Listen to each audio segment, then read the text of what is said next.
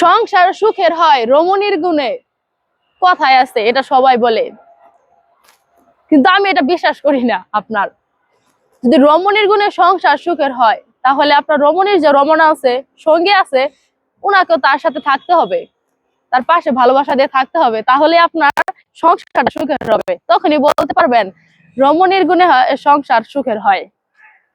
কারণ একটা মেয়ে যখন আপনার বাবা মা ছেলে তার পরিবার ছেড়ে প্রথম বাড়িতে আসে, তাকে যদি ওই পরিবারের মানুষগুলো অ্যাকসেপ্ট করে না নেয়, ভালো না বাসা দেয়, তাহলে তো সেও তাদেরকে ভালোবাসতে পারবে না, তাদেরকে অ্যাকসেপ্ট করতে পারবে না মন থেকে।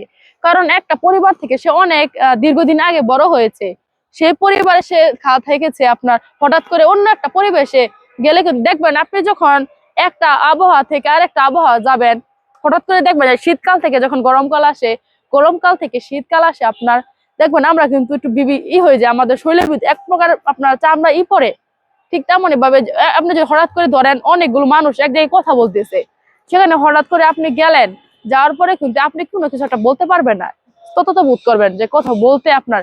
ঠিক তেমনই ভাবে একটা মেয়ে যখন তার বাবা মা পরিবার ছেড়ে আপনার তখন তার একটা হাজবেন্ড বাড়িতে যায়, প্রথমে তারও খারাপ লাগে, আপনার মানিয়ে নিতে কষ্ট হয়, কিন্তু সেই পরিবারের মানুষগুলো তাকে মন থেকে ভালোবাসা দিয়ে অ্যাকসেপ্ট করে নেয়, তাকে বোঝায় যে এটা তোমার বাড়ি, তুমি এখানে এসেছো, তুমি আমাদের আপন।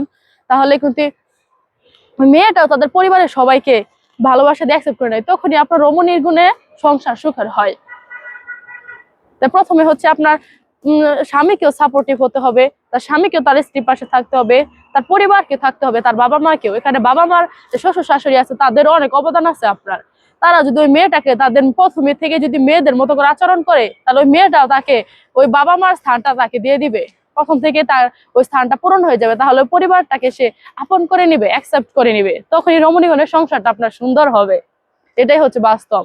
তাহলে আমাদের পরিবারে বর্তমান সমাজে আপনারা দেখবেন, এটা কিন্তু অনেকে হয় না, আপনার ছেলেকে যখন বিয়ে করায় আপনার, তখন মেয়েটাকে ওরা শত্রু মনে করে, অনেকে মনে করে যে আপনার মেয়ে আসছে, আমার ছেলে হয়তো নিয়ে গেল মেয়েটা, এটা অনেকে বুঝে না। কারণ একটা যদি শাশুড়ি বা একটা মেয়ে যদি বুঝতো যে সে হচ্ছে অন্য জায়গায় আসছে, ওর ছেলে ও আদর করে বড় করছে আপনার, ওই আপনার মাও যদি বুঝতো যে এই মেয়েকে ও আদর করে যত্ন করে অন্য জায়গা থেকে আসছে, ও তো আমার ছেলের বউ, আমি যদি তার সাথে ভালো ব্যবহার করি তাহলে তো আমার ছেলে সুখে থাকবে, ছেলে টাকার, কিন্তু ওই ছেলেটা কিন্তু মার, এটা তো অনেকে বুঝে না।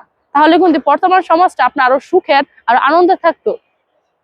এখানে আপনার এটা যদি যদি আমাদের প্রথমত হচ্ছে আপনার কি করতে হবে, মনমানসিকতা আমাদের চেঞ্জ করতে হবে। আমরা যদি আমার মন মানসিকতা এগুলো চেঞ্জ না করতে পারি, তাহলে কখনোই সমাজের পরিবর্তন আসবে না।